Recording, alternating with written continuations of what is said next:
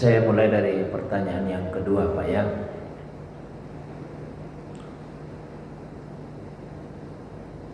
Ketika seseorang itu hendak melaksanakan salat, ya, maka tentu dituntut darinya keikhlasan dalam beribadah. Meskipun keikhlasan itu ada 3 levelnya, 3 tingkatannya. Jadi tidak satu level itu sesungguhnya keikhlasan. Yang paling tinggi keikhlasannya yaitu mereka yang beribadah semata-mata untuk mengharapkan keridhaan Allah. Tidak ada yang selain itu. Nah, itu paling tinggi levelnya.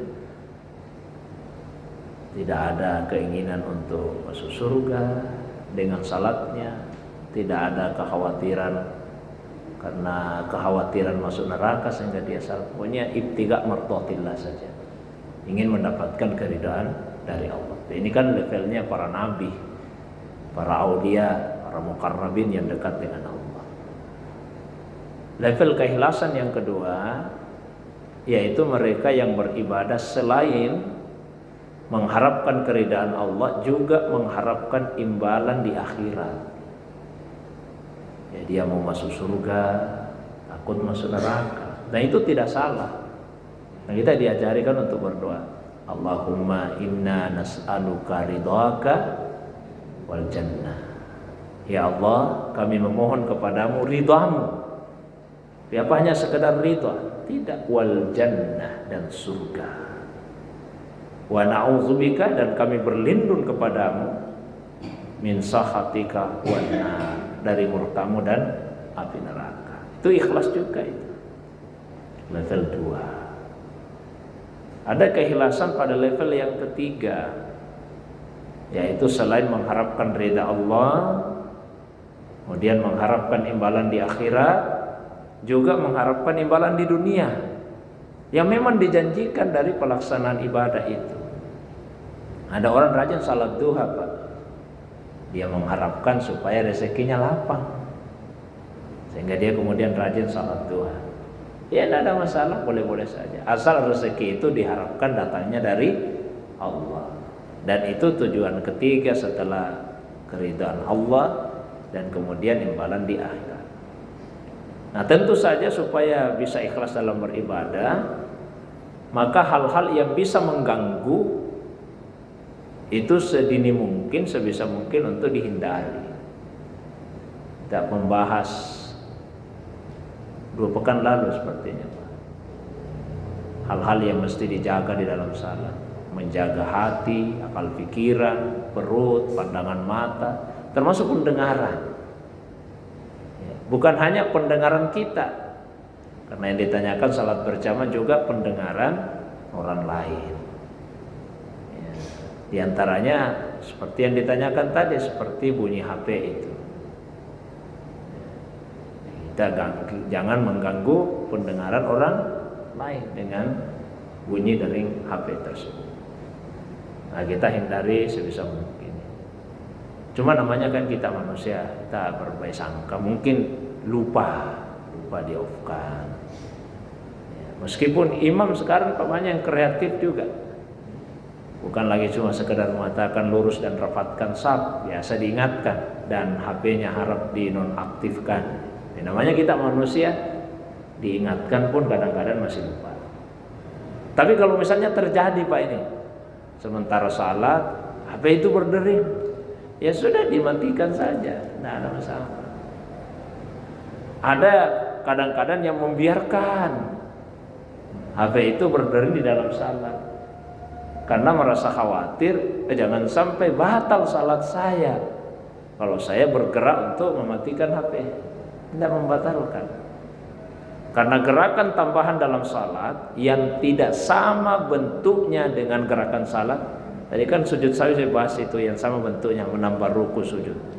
Nah, tapi kalau gerakan yang tidak sama bentuknya dengan gerakan salat, itu hukum fikihnya ada 5. Ada yang makruh, ada yang haram, tapi ada juga yang mubah, malah ada yang sunnah, ada yang wajib, tergantung alasannya. Makruh itu kalau tidak ada tujuan yang disyariatkan, Tidak ada masalah di kumis Pak, sholat dia elus-elus itu kumis, makruh itu. Nah, tidak ada itu yang disyariatkan. Bulu matanya tidak bermasalah, sholat elus-elus bulu matanya. Menjadi haram dan membatalkan salat kalau dilakukan berulang-ulang, menjadi gerakan yang banyak. Sekalipun ulama berbeda mengukur gerakan yang banyak itu seperti apa. Tapi intinya seperti itu, kalau berulang-ulang banyak haram dan membatalkan salat. Kalau gerakan itu ada tujuan yang disyariatkan, maka itu hukumnya mubah, boleh. Jadi boleh. Misalnya katakanlah imam yang memimpin salat, jamaahnya banyak, butuh mendengar itu bacaan imam. Tiba-tiba penjepit mic-nya itu lepas, jatuh. Mana caranya? Tidak dilihat mana penjepitnya. Ya boleh saja dia pegang begini mic-nya, supaya suaranya misalnya tetap terdengar oleh jamaah, oleh makmum yang membutuhkan. Kadang-kadang Pak kita salat mau baca surah yang panjang tapi hafalan terbatas, boleh itu sambil melihat mushaf, sambil melihat mushaf. Ini gerakan tambahan, hukumnya boleh. Atau misalnya seperti yang dilakukan Nabi, ya, beliau pernah salat, mengimami salat sambil menggendong cucunya. Kan pasti ada gerakan tambahannya. Kalau berdiri digendong lagi, kalau turun diletakkan. Itu mubah hukumnya. Ada yang malah sunnah menambah gerakan dalam salat. Malah disunnahkan Pak menambah gerakan. Kita salat berjamaah, sementara salat berlangsung baru sadar, tidak lurus safnya, bengkok-bengkok. Sunnah kita bergerak Pak untuk meluruskan saf, meskipun sementara salat berlangsung. Sementara salat baru kita sadar, agak longgar ini safnya, tidak rapat. Sunnah kita bergerak untuk merapatkan saf. Ini gerakan tambahan yang malah disunnahkan. Malah ada gerakan tambahan Pak yang hukumnya wajib menambah gerakan. Wajib kita tambah gerakan. Nah, sementara saya sholat Pak, misalnya ini, baru saya sadar, tadi songkokku dikencingi anak saya. Berarti ini songkok kena najis, tapi baru saya sadari dalam salat. Maka wajib saya bergerak melepaskan songkok itu. Kalau saya biarkan setelah saya ingat, batal salat saya. Karena salat dengan songkok yang terkena najis. Wajib malah bergerak. Ada orang salat pakai sarung, sarungnya jatuh. Wajib dia bergerak untuk mengambil sarung yang jatuh itu. Kalau dia tidak ambil sarungnya yang jatuh, auratnya kelihatan, malah batal salatnya. Biar nih barangkali nih sarung dibawa deh. Kalau saya ambil sarungku batal, malah batal kalau tidak diambil. Seperti itulah bergerak untuk mematikan HP. Kan ada tujuannya yang disyariatkan. Karena kalau dibiarkan bunyi terus, malah itu bisa mengganggu orang lain, mengganggu jamaah. Lebih baik diambil saja, sekalian dimatikan, sudah. Gerakan yang seperlunya itu hukumnya mubah, boleh-boleh saja. Bahkan kalau kita bicara fikih, karena fikih itu kan standar minimal, ada standar adab, itu standar maksimal. Kalau secara fikih seandainya ada orang yang salah, tiba-tiba ada yang menelpon Pak, ada yang menelpon, boleh itu diangkat telepon, langsung takbir saja, tidak bisa dimatikan, menelpon, sudah angkat saja, Allahu Akbar, tidak batal salatnya Pak. Kalau sudah dia dengar Allahu Akbar, masa masih menelpon lagi salat ini? Yang membatalkan salat kalau kita angkat terus kita jawab, minta maaf nah sementara ke salat ini, batal salatnya Pak. Angkat Allahu Akbar, salat ini. Tapi secara adab tentu saja yang paling baik yaitu sebelum masuk ke dalam salat HP itu di-off-kan. Tapi kalau misalnya ada yang terjadi, tak berbaik sangka mungkin dia lupa. Itu Pak yang pertama. Begitu juga dengan orang yang tadi banyak gerak-gerak sana kemari. Enggak usah. Mestinya kalau kita sudah berdiri di dalam salat, kita harus menumbuhkan kesadaran di hati kita itu berdiri di hadapannya Allah. Saya sudah sampaikan yang lalu, secara zahir kita menghadapkan wajah ke Ka'bah, itu zahirnya. Tapi batinnya sebetulnya wajjahtu wajhiya lillazi fataras samawati wal arda. Saya hadapkan wajahku kepada zat yang menciptakan langit dan bumi. Jadi hati itu sebetulnya menghadap kepada Allah. Makanya di Al-Quran tidak dikatakan hadapkan hatimu ke Ka'bah, tidak, tapi fawallu wujuhakum satral masjid. Itu zahirnya. Jadi kalau kita sadar saya menghadap Allah, tidak mungkin banyak lagi gerak-geriknya pada saat hendak memulai salat. Nah, itu baik pertama. Terus yang terakhir ya, masalah aliran-aliran. Kita harus membedakan antara faham, mazhab sama organisasi. Kalau organisasi tidak ada masalah. Organisasi keislaman apapun yang penting ya betul-betul murni tujuannya itu agama.